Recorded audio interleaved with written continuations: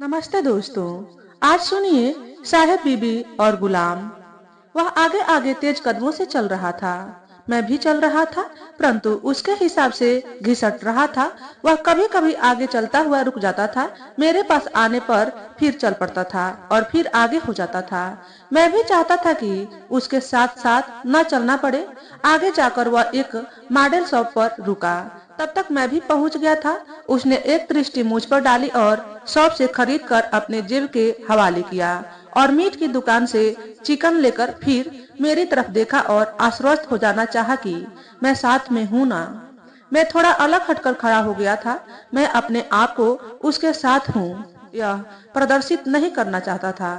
अब उसने मुझे अपने साथ ही रख लिया था। वह अपने घर पर आकर रुका और मेरे पास होने पर ही उसने बेल बजाई। उसका घर अच्छा खासा था, जिसे वह गरीब खाना बताकर परिचय दे रहा था। हम लोग दरवाजा खुलने का इंतजार कर रहे थे। थोड़ी देर बाद ही एक लड़की नुमा औरत ने दरवाजा खोला। लड़की ने नमस्कार किया और वापस घर के भीतर। मैं नमस्कार का प्रत्युत्तर भी नहीं दे पाया था। वह मुझे अपने ड्राइंग रूम में बिठाकर खुद भीतर चला गया था। रात के 8 बज चुके थे और मैं नितांत अपरिचित स्थान पर एकाकीपन को काटने हेतु ड्राइंग रूम का निरीक्षण कर रहा था। एक दीवान, एक बड़ा सा सोफा सेट, सेंट्रल टेबल, सामने दीवार पर एक अति आधुनिक घड़ी और दीवान से सटी दीवार पर एक तैल चित्र भव्य था। अरबी हसीना, शहजादा और साकी, जाम आंखों और पैमाने से शहजादे को पिलाती हसीना, मदहोश करने वाली अदाओं से रचा बसा चित्र। 14वीं शताब्दी का माहौल। उस व्यक्ति से अभी 2-4 दिनों पहले ही मुलाकात हुई थी। वह जागीर सिंह था। लोकल मार्केट पर उसकी दवाइयों की एक छोटी दुकान थी। साथ में अखबार और पत्रिकाएं भी बेचता था। यह एक कस्बे नुमा तहसील थी, जिसकी आबादी करीब 4 से 5 हजार की रही होगी। पहाड़ की तलहटी में बसी जगह मैं 1-2 हफ्ता पहले ही आया था। एक स्थानीय को ऑपरेटिव बैंक में लिपिक के पद पर, उसका भी बैंक में खाता था। मुझे सुबह सुबह अखबार पढ़ने की आदत थी और खाली समय में पत्रिका आदि की। इसी कारण उससे मुलाकात हुई थी। जब उसे पता चला कि मैं नया नया बैंक में आया हूँ, तो उसने काफी घनिष्ठता प्रकट की। उसे मैं काम का आदमी लगा था और मुझे नई जगह पर खाली वक्त टाइम पास करने का जरिया। कई दिनों से वह मुझे अपने घर खाने पर आमंत्रित कर रहा था और मैं टाल रहा था। अनजान जगह, अनजान लोग, मैं काफी संकोच में था, परंतु आज मैं उसकी बातों में आ गया था। उसने इनकार करने की गुंजाइश नहीं रखी थी। उसने मुझे अपना मित्र घोषित कर दिया था और उसी प्रकार का व्यवहार करने लगा था। जागीर सिंह 50-52 साल का व्यक्ति था। इकहरे बदन का, हल्के चेचक के दाग, बाल 90% सफेद, हल्के खड़े हुए दाढ़ी मूछ मुड़ी हुई, परंतु डेली का क्लीन शेव नहीं था, इसलिए दरदरी दाढ़ी मूछे हर समय दिखाई पड़ती थी। मैं 20 से 21 वर्षीय अभी अभी कॉलेज से निकला था। अभी एमएससी का रिजल्ट भी नहीं आया था। पढ़ाई के दरमियान ही नौकरी का फॉर्म भर दिया था और रिजल्ट आने से पहले ही ज्वाइनिंग आ गई थी। मैं उससे जान पहचान तक ही सीमित रखना चाहता था, परंतु वह मुझसे समवयस्क जैसी ही बातें किया करता था। स्टाफ में भी मेरे आसपास की उम्र का एक लड़का था, जो निकटवर्ती शहर से अप डाउन किया करता था। बैंक का ज्यादातर स्टाफ अधेड़ उम्र का था और अप डाउन में संलग्न था। केवल मैनेजर बैंक के ऊपर रहता था और अकाउंटेंट लोकल में कहीं। उस छोटी जगह में परिचित के नाम पर वह अभी तक वही बन पाया था। अखबार वह सुबह अपने कारिंदे नारायण से कमरे पर गिरवा देता था और मैगजीन अपनी पसंद के हिसाब से खरीद कर ले जाता था। मैगजीन खरीदने के दौरान ही उसने घनिष्ठता प्रदर्शित करनी शुरू कर दी थी और वह थोड़ी देर उसकी दुकान में पड़े स्टूल पर बैठकर टाइम काट लिया करता था। वह ड्राइंग रूम में जब आया था, उसके हाथ एस्नेट की प्लेटों से भरे थे। 1-2 चक्कर में उसने सेंटर टेबल में पानी, गिलास आदि सभी को व्यवस्थित कर दिया था। फिर वही लड़की आई थी, शायद नहाकर आई थी। धुली धुली सी, खूबसूरत, अच्छे नाक नक्श की, नवयुवती थी वह। शायद 31-32 वर्षीय होगी। थोड़ी मसीली थी वह। उसने आते ही नमस्कार किया और मुझसे गर्मजोशी से हाथ मिलाया, एकदम मॉडर्न स्टाइल में। जागीर सिंह ने परिचय करवाया, ये मेरी पत्नी शैलजा है। ओह, मैं तो इन्हें आपकी बेटी समझा था। जब ये दरवाजा खोलने आई थी, मेरे मुंह से अनायास निकल गया था। सभी लोग धोखा खा जाते हैं। असल में शैलजा मुझसे काफी छोटी है। ऐसा कहकर गर्वोत्तिक से हंसा। शैलजा भी झेपते हुए मुस्कुराई और मैं अपने अचानक निकले वाक्यों पर सकुचाया। और बच्चे? उसके 2 बच्चे थे, एक 10 साल का और दूसरा 5 साल का, जो कभी कभी दुकान में भी दिखाई पड़ जाते थे। मेरे ही हैं, शैलजा ने बताया। दोनों को खिला पिला कर सुला दिया है। सुबह दोनों को स्कूल जाना है और ऐसे दृश्यों से दूर भी रखते हैं। मैं सोचने लगता हूँ कि कैसे दृश्यों से। कुछ समझ में नहीं आया था। कमरे की रोशनी मध्यम कर दी गई थी। शैला ने गिलासों में पैक बनाने चालू कर दिए थे और पहले आदमी को फिर मेरे तरफ गिलास बढ़ाया। आदमी ने झट से पकड़ा और मैंने इनकार किया। वे दोनों आग्रह करते और मैं मना करता। मैंने कभी पी नहीं थी, ना ही पीना चाहता था। मैं न लेने पर दृढ़ था। वे दोनों भी चालू नहीं हो पा रहे थे। मैं नहीं लेता हूँ और मुझे पसंद भी नहीं है। और वे दोनों पहली बार ऐसा ही होता है कहकर लगातार मनुहार करने में जुटे थे। आदमी से रहा नहीं गया और वह एक ही झटके में अपना पूरा पैक चढ़ा गया और नमकीन उठाकर खाने लगा। उसने औरत को अपना पैक उठाने को कहा और उसने मेरी तरफ इशारा किया था। आदमी और औरत में कुछ इशारे हुए। आंखों आंखों में औरत मेरे पास आकर 3 सीट वाले सोफे में आकर बैठ गई और फिर इसरार करने लगी, जैसे कि प्रेम निवेदन कर रही हो। मैं डामाडोल की स्थिति में आ गया था। शायद औरत भाप गई थी। उसने मुझे एक हाथ से कंधे से भींचा और दूसरे हाथ से मेरे मुंह में पूरा पैक उड़ेल दिया था। शराब हलक से होते हुए गले को चीरते हुए पेट में जाकर नृत्य करने लगी थी। एक तो खूबसूरती का स्पर्श और शराब का घूंट मेरे दिल, दिमाग और आंखों में सरूर पैदा करने लगे थे। लड़की औरत अप्सरा में बदल गई थी। मैंने अप्सरा को अपने हाथों से पिलाने की कोशिश की, किंतु अप्सरा ने खुद अपना जाम उठा लिया था और मुस्कुराते हुए सिप करने लगी थी। मौसम आशिकाना हो रहा था। अप्सरा सिप करते करते उठकर अपने आदमी के पास दीवान में बैठ गई, अपने विजय अभियान की सफलता में चूर। अब हम तीनों हल्के हल्के सिप कर रहे थे और दुनियादारी आपसी परिचय की बातें करने लगे थे। अब अप्सरा और मैं आपस में मुखातिब थे। आदमी की उपस्थिति का भान नहीं था। औरत के अपने किस्से और मुझसे उसकी पूछताछ रोमानियत के तहत जारी थी कि आदमी ने अप्सरा को कसकर पकड़ा और उस पर ताबड़तोड़ चुंबन कर डाले। औरत बुरी तरह सकुचाई, शर्माई और गर्दन झुकाकर बोली, भाई साहब का तो लिहाज करो, सामने देख रहे हैं। तो क्या हुआ, अपनी बीवी है, ये तो छड़े हैं, ये देखेंगे और कुढ़ेंगे। मैं असहज हो उठा था और सैला अस्त व्यस्त। आदमी ने अपना गिलास खत्म किया और बोला, अपना हसीन माल है, ये तो जलेंगे ही। वातावरण भारी हो गया था और सन्नाटा खींच गया था। औरत ने सबको स्नैक सर्व करना फिर शुरू कर दिया था और व्यस्त होने का अभिनय करने लगी थी। मेरे लिए ये दृश्य अप्रत्याशित, अकाल्पनिक और अभूतपूर्व था। तभी घर की बेल चीख उठी थी। दोनों चौके थे। इस समय कौन?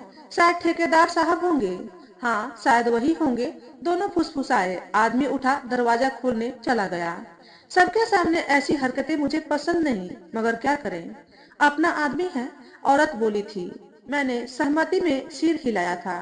मगर तुम्हें अकेले में इसका विरोध करना चाहिए और रूठ जाना चाहिए। मैंने अपनी सहमति दी। जागीर सिंह एक व्यक्ति के साथ दाखिल हुआ। 6 फुट का सांवले रंग का दाढ़ी मूछ और छोटे बाल का प्रभावशाली व्यक्तित्व। दाढ़ी और मूछ प्रूनिंग की हुई थी। उसने मुझसे हाथ मिलाकर औरों से हाय हेलो की और मुझे अपना परिचय दिया और मेरा लिया। उसका नाम रंजीत सिंह था। चंडीगढ़ का रहने वाला था और यहाँ पर ठेकेदारी कर रहा था। उसके 2 बच्चे हैं जो वही चंडीगढ़ में रह रहे हैं। वह यहाँ अकेला पड़ा है, गारे मिट्टी और सरिया सीमेंट से उलझता हुआ। अरे, यहाँ तो महफिल पहले से ही जमी है, आज काफी अच्छा रहेगा।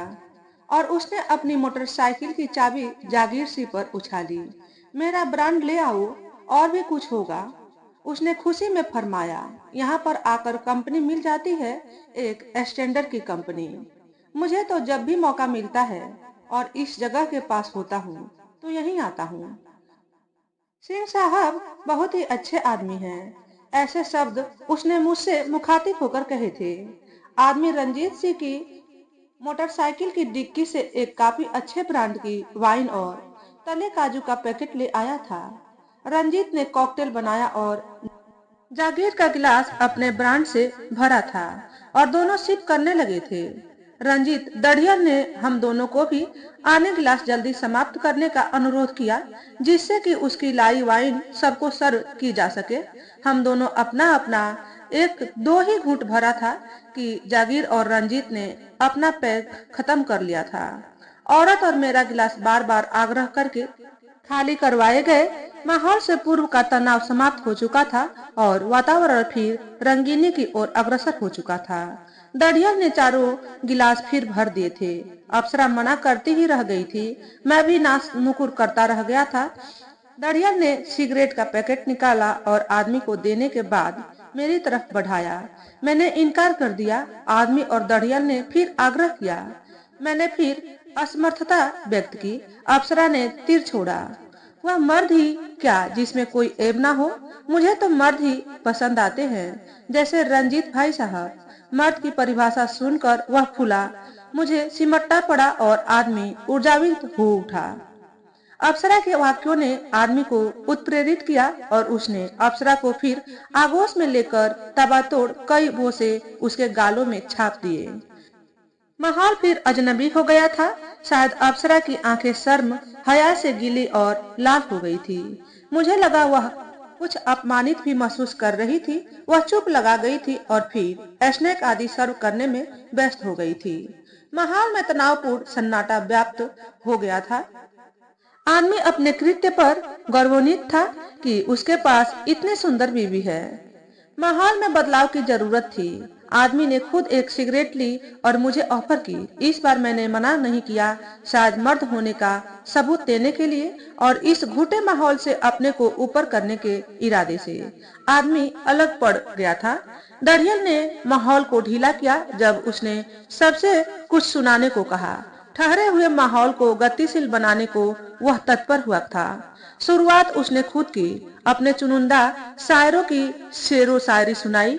उसने अब आदमी की तरफ देखा और अनुरोध किया, मगर आदमी ने पल्ला झाड़ लिया और फोकस उसने अप्सरा पर डाल दिया। अप्सरा ने एक पुराना प्रसिद्ध गीत सुनाया था। अपने पिया की मैं तो बनी रे दुल्हनिया, हंसी उड़ाए चाहे सारी दुनिया। माहौल सामान्य की तरह अग्रसर हो चुका था। अब बारी मेरी थी, मगर इस तरह का माहौल मेरे लिए नितांत नया था। ऊपर से वाइन, सिगरेट का नशा, कुछ भी याद नहीं आ रहा था। अनुरोध जिद में बदलते जा रहे थे। ये आग्रह ऐसे नहीं थे जो हमने पहले पूर्ण न किए हों। आखिर में मुझे एक कवि की 2 पंक्तियां याद आई। अंधड़ में खड़ा गुमसुम अमलतास हो या बौखलाया गुलमोहर, तुम्हारे मात की पैमाई से व्यर्थ है। औरत और आदमी के सर के ऊपर से निकल गई पंक्तियां और उनमें कोई भाव नहीं उभरे थे। अलबत्ता दढ़ियल ने एक झटके में अपना गिलास खाली किया और बोला, अपने पर फिट कर दी कविता। मैंने कोई प्रतिवाद नहीं किया। दढ़ियल और आदमी 3-3 पैग पी चुके थे। अप्सरा का एक ही पैग हुआ था और दूसरा पैग वैसे ही भरा पड़ा था। मेरा दूसरा पैग आधा खाली हो चुका था। दढ़ियल ने अपना पैग बनाया और आदमी की तरफ देखा। आदमी ने औरत की तरफ देखा। उसने मना किया तो आदमी ने औरत का पैग अपनी तरफ कर लिया और एक सांस में खाली कर दिया। दढ़ियल ने भी अपना आधा किया। मेरी आगे हिम्मत नहीं पड़ रही थी। अप्सरा ने मेरा आधा पैग देखा और बोली, यशु, हम दोनों मिलकर इसे खाली करते हैं। और बिना मेरे उत्तर की प्रतीक्षा किए उसने आधा गिलास आधा किया और बाकी बची मेरे मुंह में लगातार गटका दिया। अप्सरा ने खाना लगा दिया था। खाना में पूरी कचौड़ी, 2 तरह की सब्जी और मीट भी था, चावल अचार आदि। मैंने चिकन खाने से मना कर दिया। अब की बार जागीर झल्ला गया था। बोला, यार तुम ठाकुर हो भी कि नहीं? ठाकुरों का तो ये प्रिय भोजन है, इसे तो खाना ही पड़ेगा। रंजीत ने कहा, ठाकुरों के शौक है शराब, शबाब और कबाब, और तीनों यहाँ मौजूद हैं। नशा सबके सिर चढ़कर बोल रहा था। अप्सरा की उपस्थिति से माहौल में रोमानियत व्याप्त थी। अप्सरा ने मेरी प्रशंसा शुरू कर दी थी। यशु बहुत ही सीधा, सच्चा लड़का है। आजकल के समय में ऐसे लड़के कहाँ होते हैं। आदमी को बढ़ाई हजम नहीं हो रही थी। कहीं ठाकुर भी सीधे होते हैं? कहो, क्या कहना है? यशवर्धन सिंह। मैंने कोई जवाब नहीं दिया था, सिर्फ आदमी की तरफ घूरा था। मेरी आंखों में क्या था कि आदमी सकपकाया। रंजीत सिंह ने एक नया बार छोड़ा। अच्छा यश, सही सही बताना, किसी के साथ हम बिस्तर हुए हो? लड़की या औरत का सुख भोगा है, सेक्स का आनंद लिया है, और मीट के 2-4 टुकड़े रखकर चुभलाया, और उसने अपनी आंखें मेरे ऊपर गड़ा दी थी। उसकी आंखें एक्सरे की तरह भेद रही थी। नहीं ना? मैं करीब चीखने वाले अंदाज में बोला था। मैं सभी का निशाना बन रहा था, जो मेरे भीतर खींच पैदा कर रहा था। तो फिर जिंदगी में किया ही क्या है? जागीर सिंह ने गिलास टेबल में पटकते हुए ऊंचे स्वर में बोला। उसने मेरी जिंदगी की सार्थकता पर सवाल उठा दिया था।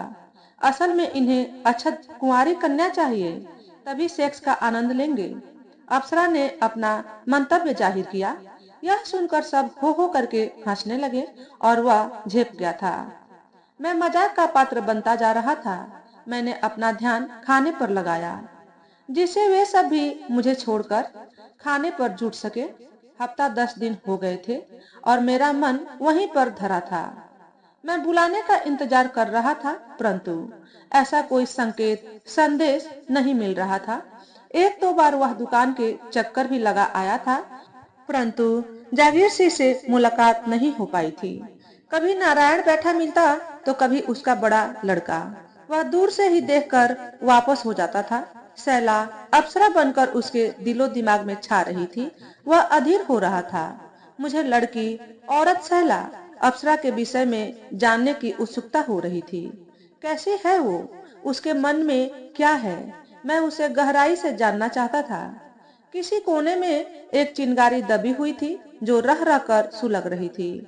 ऑफिस समय के बाद मुझे शैलजा से मिलने की इच्छा जोर पकड़ती जा रही थी।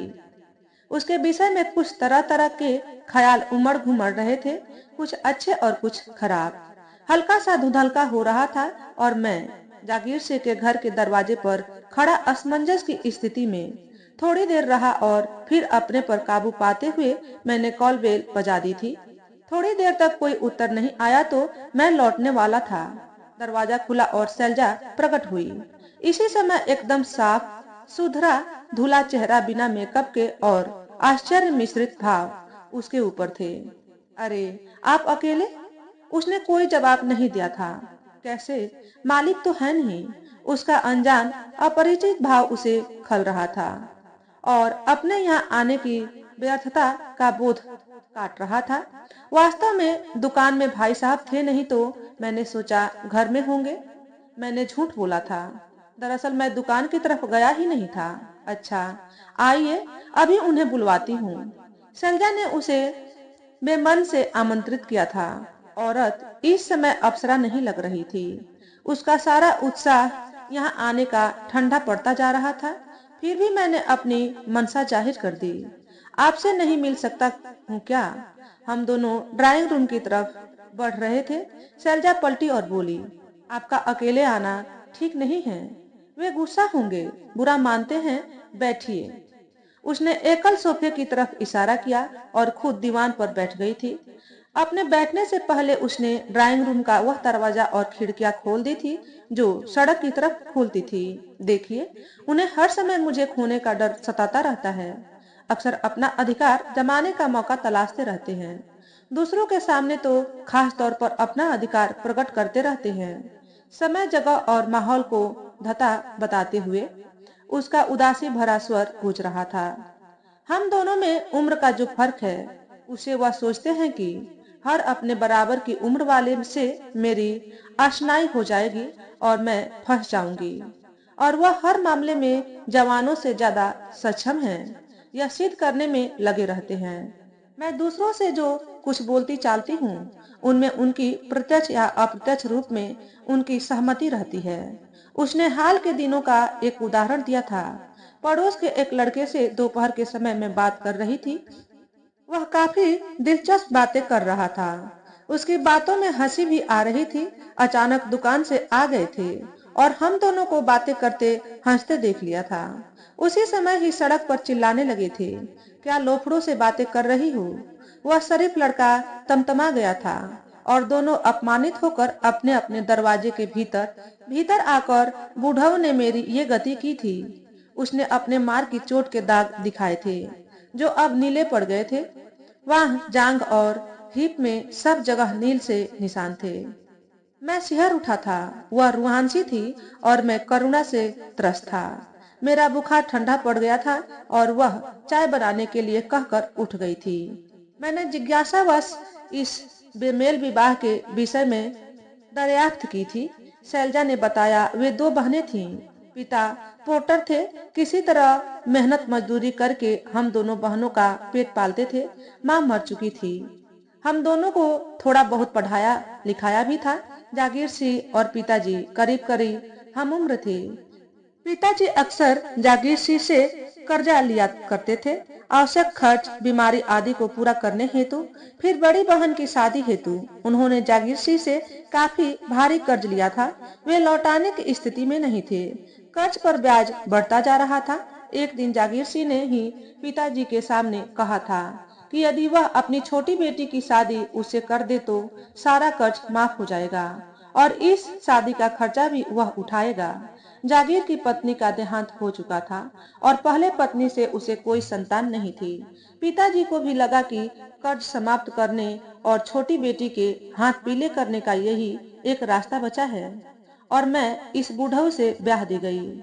ये दो बच्चे हैं, हम दोनों के हैं। शादी हुए 11 साल हो गए हैं और बूढ़ऊ को अभी तक मेरे भागने का डर सताता रहता है।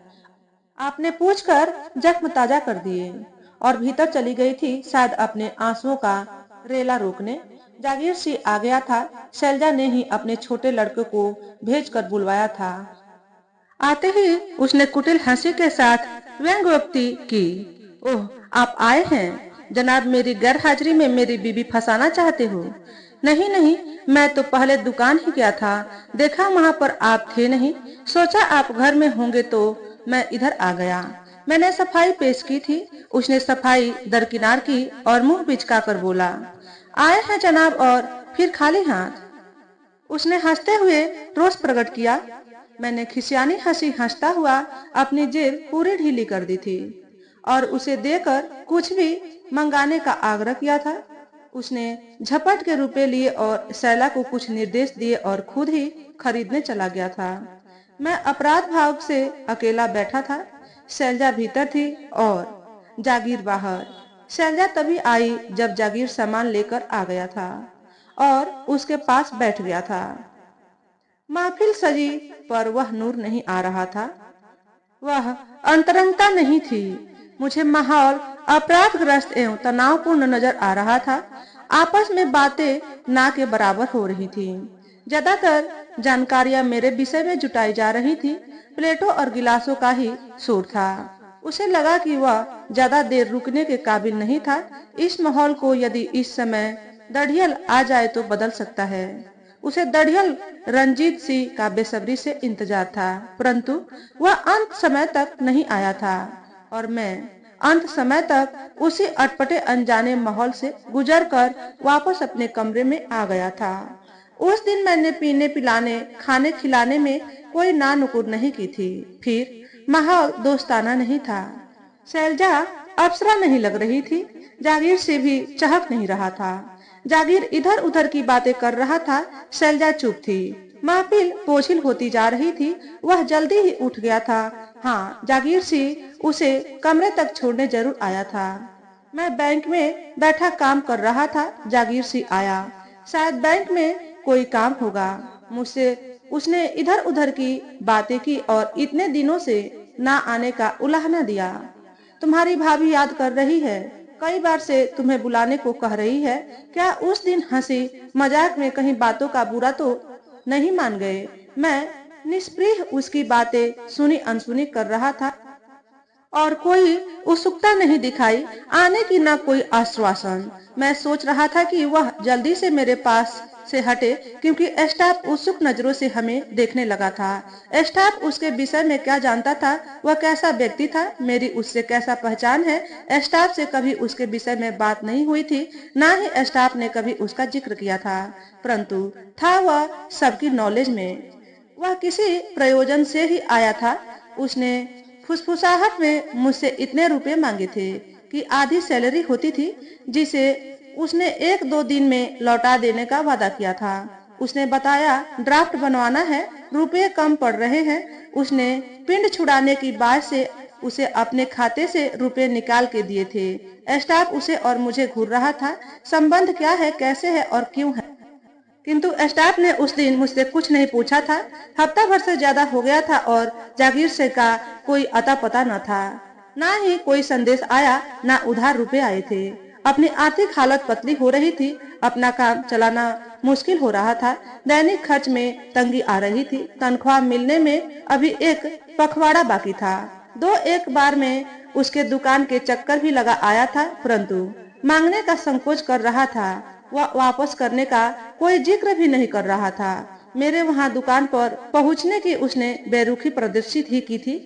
मैं असमंजस में ही रहता था, मांगू या ना मांगू, अपने आप ही देगा सोचता रहता था, परंतु उसका कोई भाव ऐसा नहीं लग रहा था कि उसे वापस करने की चिंता है। एक बार हिम्मत करके मैंने मांग लिया तो उसने कोई ना कोई बहाना बनाकर टाल दिया। अब मैं हर दूसरे तीसरे दिन उसकी दुकान पर जाता और रिक्वेस्ट करता तो खींच जाता था, कहता था दे देंगे, कहीं भागे जा रहे हैं क्या? मैं अपने आप तुम्हें दे दूंगा जब मेरे पास होंगे। मैं अपना सुना सुनाया जवाब लेकर वापस आ जाता। इतने दिनों में उसने एक बार भी न घर चलने की बात कही, ना कुछ खाने खिलाने की। मैं पछता रहा था उस पर विश्वास करके। मेरे पास जेब खर्च के भी पैसे समाप्त हो चुके थे, खाने पीने की भी दिक्कत आने लगी थी। मैं आज फैसला करने की नीयत से उसके पास गया था। उसने कहा कैसे आए हो? मैंने उसे अपनी समस्या बतलाई और रुपए वापस करने का अनुरोध किया, परंतु उसका उत्तर बड़ा विचित्र था। अपने पैसे का बड़ा रोना रोते हो, और जो मैंने तुम्हारे ऊपर इतने रुपए पैसा खर्चा किया उनका क्या? जाइए, सब उसी खर्चे में एडजस्ट हो गए। मैं बहस में उतर आया था, परंतु गहमागहमी से बच रहा था, क्योंकि मैं नहीं चाहता था कि लोग उसके मेरे साथ क्यों संबंध है जाने। अब तक इतने दिनों में मुझे ये आभास हो चुका था कि लोग उसे अच्छी नजरों से नहीं देखते थे। उसी दरमियान उसका करिंदा कम दोस्त नारायण आ गया था। उसने नारायण से कहा कि वह मुझे समझाए। नारायण ने मुझे अलग ले जाकर समझाया था कि वह रुपए तो वापस करेगा ही नहीं, और उससे लड़ाई ठीक नहीं है, क्योंकि तुम बाहरी व्यक्ति हो, वह स्थानीय व्यक्ति है, लोग उसका ही फेवर करेंगे। तुम नौकरी वाले व्यक्ति हो, सब्र कर जाओ और बदनाम भी हो जाओगे। उसने यह नहीं बताया कि मैं बदनाम कैसे हो जाऊंगा, परंतु मैं वापस हतोत्साहित आ गया था।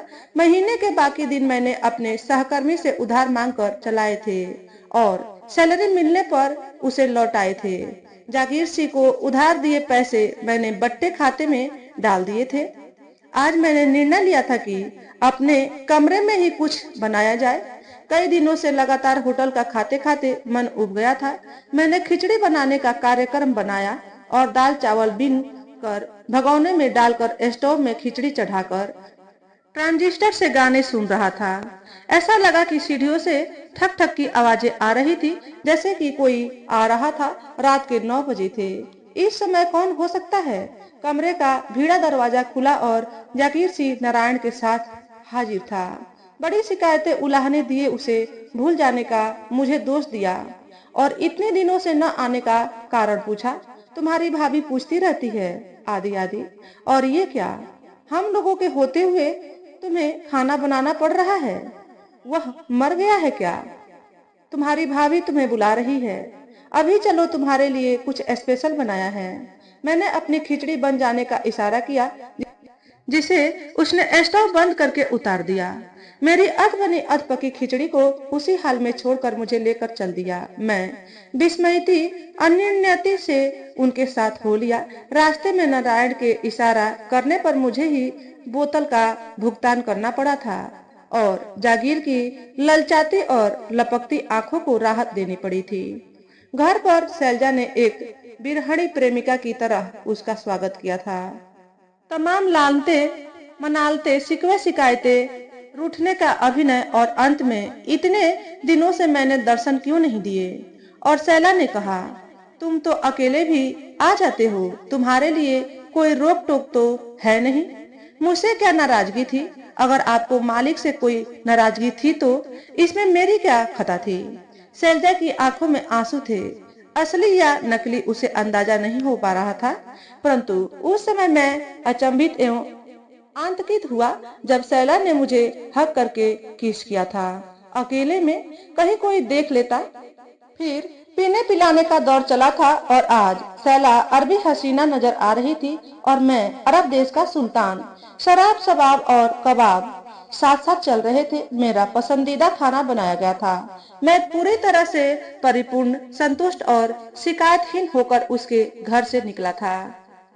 मुझे लगा आज के दिन उसे कुछ अधिक ही प्रेम मिला था और सभी का प्रेम पूर्ण व्यवहार था। आज कुछ ज्यादा ही हो गई थी। नारायण ने मुझे घर तक छोड़ा था। कई दिन निकल गए थे। मैं अप्सरा या अरबी हसीना के खुमार में रह रहा था। उससे मिलने को बेताब भी था, परंतु उसके पास बिना बुलाए जाने की हिम्मत नहीं पड़ रही थी। आज इतवार का दिन, छुट्टी का दिन, सारा दिन खाली, क्या करेंगे? मैगजीन साथ नहीं दे रही थी या मन नहीं लग रहा था। जागीर सिंह का रुख क्या होगा? उसका नेचर अनप्रिडिक्टेबल था। गिरगिट है, कुछ अनापेक्षित न घटित हो जाए। मैं धूप में बैठा असमंजस्य की स्थिति में था। अनिर्णय पूरी तरह हावी था। आंतरिक मंथन चल रहा था कि नारायण आ गया था। आज पिक्चर चलने का प्रोग्राम है, सब लोग चलेंगे, तुम्हें बुलाया है। दोनों यहीं से सिनेमा हॉल चलेंगे। वे लोग घर से सीधे आएंगे। मैं उसके साथ चल पड़ा था। सानिध्य के लालच में शैला आई थी अपने पतियों दोनों बच्चों के साथ। मैंने सभ्यता पूर्वक सारी टिकटें खरीदी और एक साथ सिनेमा हॉल में प्रवेश किया था। सभी एक साथ एक ही रो में बैठे थे। पिक्चर शुरू होने से पहले शोरगुल हो रहा था। हमारी सीट के पीछे 2-3 रो छोड़कर आवाजें आ रही थी, हंसी की, कहकहों की, फिर मेरा नाम पुकारने का आवाजें आने लगी थी। यश यश, अबे इधर आ। वहाँ कहाँ? मैंने पलटकर देखा तो मेरे पड़ोस के कमरे में रहने वाले 2 जेई लड़के सलील और दीपक मुझे पुकार रहे थे। उनके साथ कपड़े की दुकान मालिक का लड़का राजेंद्र, पुलिस इंस्पेक्टर का लड़का फाहिम, पुनीत चौधरी जिसके पिता की हार्डवेयर की दुकान थी, और तजेंद्र सरदार जो तहसील में क्लर्क था। वे सभी हम वयस्क थे, 21 से 25 वर्ष के रेंज में। अक्सर उनसे मुलाकातें हो जाती थी। उसने जान पहचान भी सलील के माध्यम से हुई थी। मैं अपनी सीट से उठकर उनसे मिलने गया तो उन लोगों ने अपने पास ही बीच की सीट में बिठा लिया था। मैंने उन्हें बताया कि मैं अकेले ही पिक्चर देखने आया था। हालांकि सभी लड़के खिंचाई करने में व्यस्त थे।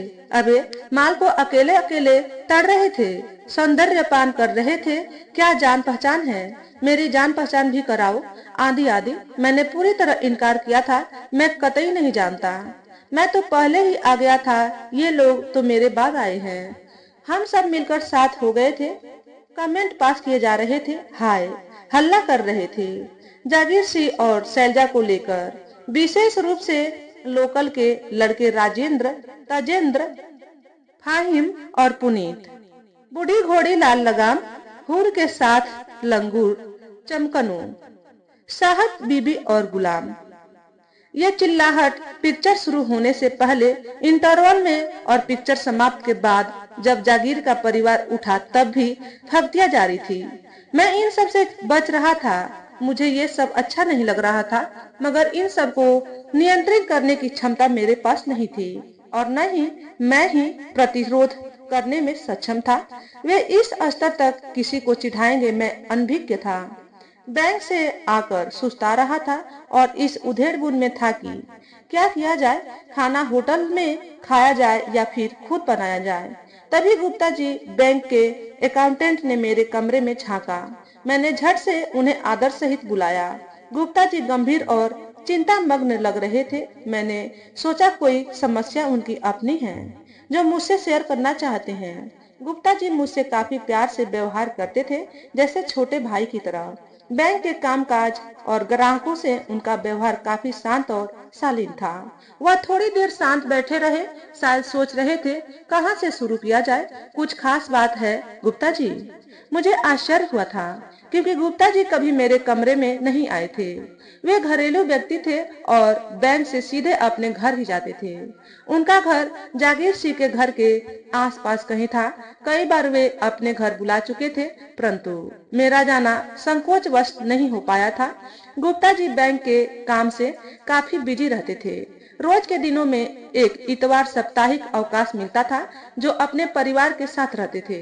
अगर इतवार को मैं गया तो उनका और मेरा दोनों का साप्ताहिक अवकाश नष्ट होने की आशंका थी, क्योंकि उनका उपदेश सदाचार का संभल के रहने का जो झेलना पड़ता वो कई दिनों के लिए काफी होता और मुझे हर हाल में आश्वासन देना पड़ता।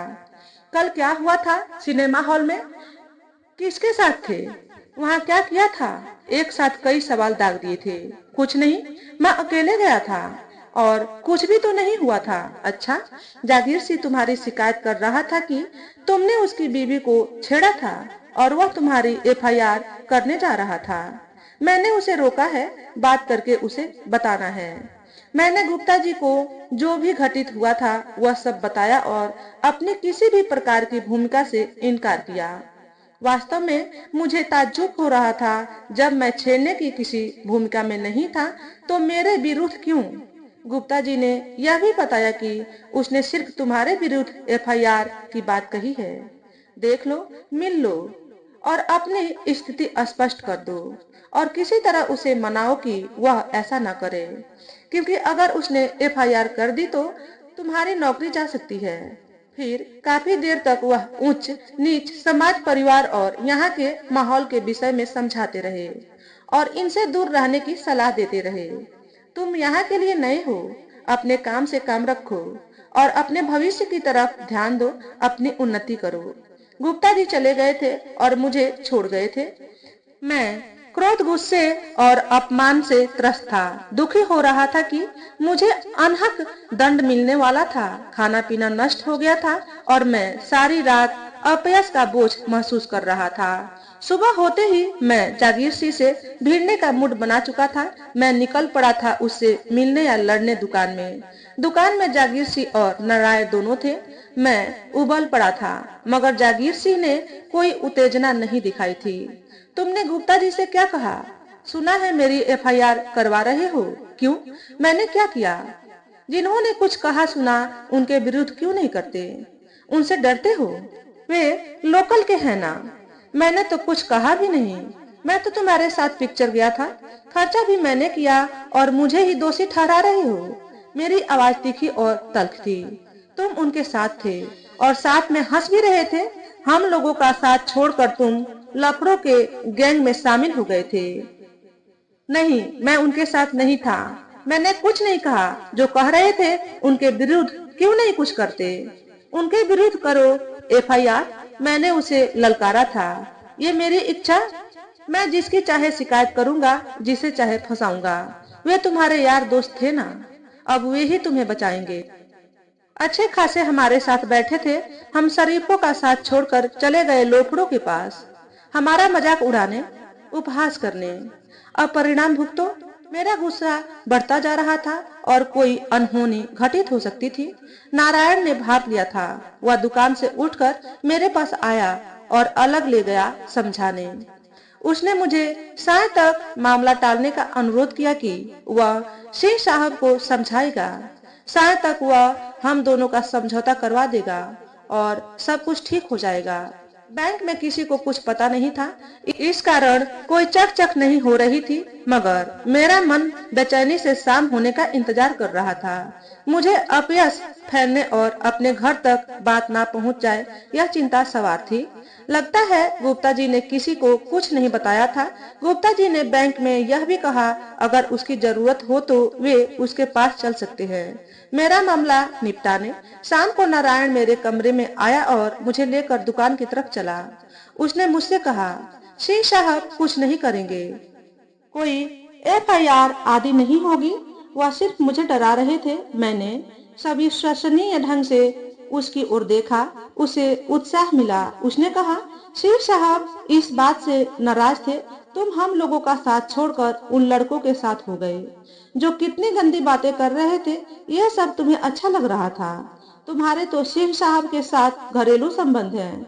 उस दिन भाभी जी को भी कितना बुरा लग रहा था। नहीं, मैं उनके किसी कृत्य में साथ नहीं था। मैं तो अपने पड़ोसी सलील जेई के पास था। मैंने कुछ नहीं किया तो मेरे विरुद्ध एफआईआर, और जो सब कह सुन रहे थे उनके विरुद्ध क्यों नहीं? सिंह साहब किसी के विरुद्ध कुछ नहीं करेंगे, वे सिर्फ ये चाहते हैं कि तुम उन लोफड़ों का साथ छोड़ दो और हम लोगों के साथ ही रहा करो। मैं चुप रहा था और इसके अर्थ खोज रहा था। मैं चुप लगा गया था। नारायण ने मेरे कंधे में हाथ रखा और कहा, चलो तुम दोनों फिर से दोस्त बन जाओ, किंतु इसके लिए तुम्हें उन लड़कों का साथ छोड़ना पड़ेगा और सिंह साहब और भाभी जी के पास पुनः वापस लौटना पड़ेगा।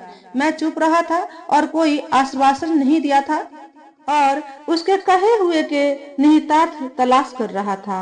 नारायण गया और जागीर सिंह को बुला लाया था। नारायण ने हम दोनों के हाथ मिलवाए और जागीर सिंह तो मेरे गले भी लगा था और ये कहा कि मैंने सब कुछ इसलिए किया कि तुम उन आवारा लड़कों के साथ रहकर बिगड़ न जाओ। मैंने कोई प्रतिवाद नहीं किया था। मैं इस बात से संतुष्टि का अनुभव कर रहा था कि इतना दुरहु मामला आसानी से निपट गया था। कुछ बोलकर मामला बिगाड़ ना दूं, एफआईआर से बच रहा था, क्योंकि मुझे उम्मीद थी कि शैलजा तो अपने मालिक का साथ देगी ही और मैं अपमानजनक दागदार स्थिति में पहुंच सकता था और नौकरी जाने का अंदेशा भी। नारायण और जागीर ने जोर दिया कि रात का खाना सिंह साहब के घर में हो और पुनः दोस्ती स्थापित होने का जश्न मनाया जाए और खर्चा दोनों लोग आधा आधा वहन करें। मगर मैंने इस बात का दृढ़ निश्चय कर लिया था कि ऐसे गिरगिट इंसान से तो दूर रहूंगा और किसी प्रकार का संबंध नहीं रखूंगा। अब गिरगिट के जाल में नहीं फंसना है। मैंने दोनों से विनम्रता पूर्वक माफी मांगी, यह कहते हुए कि उसकी तबीयत ठीक नहीं है। ये फिर कभी सही, और मैं एक पूर्णता का भाव लिए अपने कमरे की तरफ अकेला चल पड़ा था।